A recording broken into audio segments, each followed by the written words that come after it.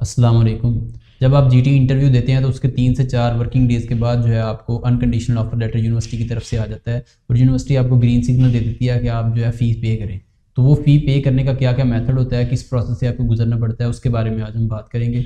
तो अगर आप ये वीडियो देख रहे हैं तो ये Australia student visa guidance series का पार्ट है, जो अगर यूट्यूब चैनल में आप प्ले लिस्ट सेक्शन में जाएंगे तो आपको इसकी पूरी प्ले लिस्ट मिलेगी। तो आप पूरे वो स्टेप बाय स्टेप पूरी हायरार्की को फॉलो कर सकते हैं। तो सबसे पहले तो आपके पास जो है अनकंडीशनल ऑफर लेटर होना चाहिए यूनिवर्सिटी की फ़ी पे करने के लिए।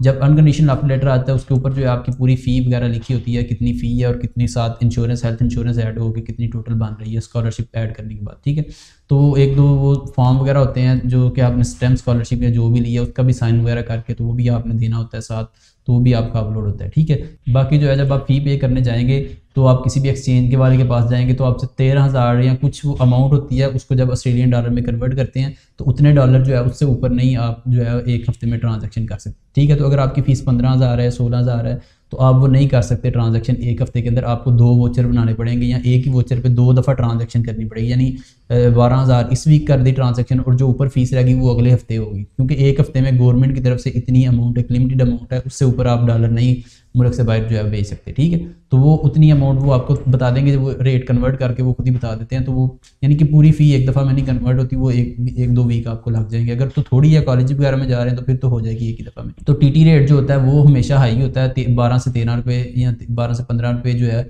दूसरे रेट से जो गूगल पे आपको शो हो रहा है। ठीक है, तो अगर आपने रेट देखना ही है गूगल के ऊपर तो आप इधर आएँ, z.com xe.com में नाम से वेबसाइट है, इसके ऊपर आएंगे तो यहाँ पे आपको अमाउंट लिख रहा है, यहाँ पे $1 लिखें और फ्रॉम ऑस्ट्रेलियन डॉलर सेलेक्ट कर लें। यहाँ से from Australian dollar to PKR इसको कन्वर्ट करेंगे तो आपको करंट का रेट बता रहेगा इस वक्त जो है, जो भी ऑस्ट्रेलियन डॉलर का रेट चल रहा है। ठीक है, इससे ऊपर आपने 13 रुपये एस्टिमेट रखे हैं, वो बाकी आप फ़ोन करके पूछेंगे तो आपको उसी वक्त बता देंगे कि कितना रेट इस वक्त चल रहा है, कि वो अगर सेल कर रहे हैं डॉलर तो 150 है तो इस वक्त जो रेट चल रहा होगा वो 163 चल रहा होगा। ठीक है, तो इस तरह आपने आइडिया रख लेना। तो ये डॉलर एक्सचेंज लाहौर या किसी भी जगह का लिखें, कॉन्टैक्ट नंबर आपको मिल जाएंगे। तो डॉलर ईस्ट वालों से ले लें या वेस्टर्न यूनियन से ले लें या किसी से भी, तो यहाँ पे आप लिखेंगे तो आपको जो है वो बता देगा कि क्या इनका नंबर है। ठीक है, तो इनका ऊपर लिखेंगे, कॉन्टैक्ट नंबर नीचे आ रहा होगा, अगर मोबाइल से ओपन करेंगे तो कॉन्टैक्ट नंबर, तो उसको कॉल करें, उससे पूछें कि भाई क्या फ़ी पे करनी है ऑस्ट्रेलिया के लिए, तो कितने में डॉलर मिलेगा। तो वो आपको रेट बता देगा कि 162 है, 163 है, तो इतने में मिल जाएगा आपको। ठीक है,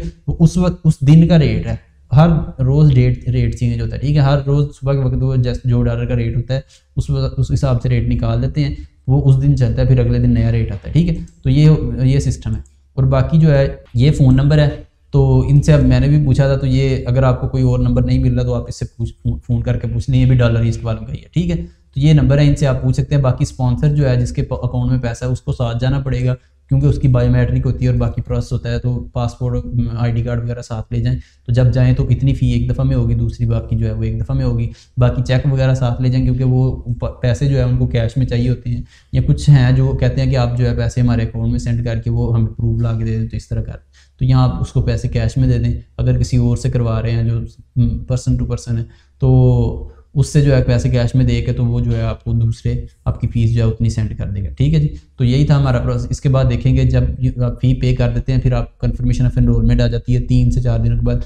फ़ी ऐसे नहीं पे करनी, मतलब जब फ़ी पे होगी आपके पास डिपॉजिट एविडेंस आ गया, फिर पूरी फ़ी पे कर दी, डिपॉजिट एविडेंस आ गया, फिर वो जो है सारी आप जो है एविडेंस मिला के आगे यूनिवर्सिटी को पहुंच भी गई, क्योंकि ये जो है आप जब सबमिट करते हो तो ये आगे पहुंचने में भी 2 से 3 दिन लगती हैं। ठीक है, 3 या 1 वीक तक लग जाता है। तो इतने दिनों के बाद फिर अगली ट्रांजेक्शन करोगे फिर वो पहुंचेगी, तो इस तरह 8-10 दिनों का प्रोसेस होता है। तो इस दौरान में जो है आपका फिर जब ये सारे एविडेंस मिला के आप उनको सेंड करोगे यूनिवर्सिटी को, स्कॉलरशिप वगैरह का भी सेंड करोगे कि मैं एग्री करता हूँ कि मैं स्कॉलरशिप ले रहा हूँ, तो फिर जो है यूनिवर्सिटी आपको 3 से 4 वर्किंग डेज़ के अंदर जो है आपको कन्फर्मेशन ऑफ एनरोलमेंट सेंड करेगी। तो जैसे ही आपके पास COE आता है, आप वीज़ा फाइल करने के लिए रेडी होते हैं। तो जो फिर वीज़ा के डॉक्यूमेंट्स हैं वो आपको अगली वीडियो में बताऊंगा कि कौन कौन से डॉक्यूमेंट्स रिक्वायर्ड होते हैं। ठीक है जी, आज के लिए इतने, थैंक यू।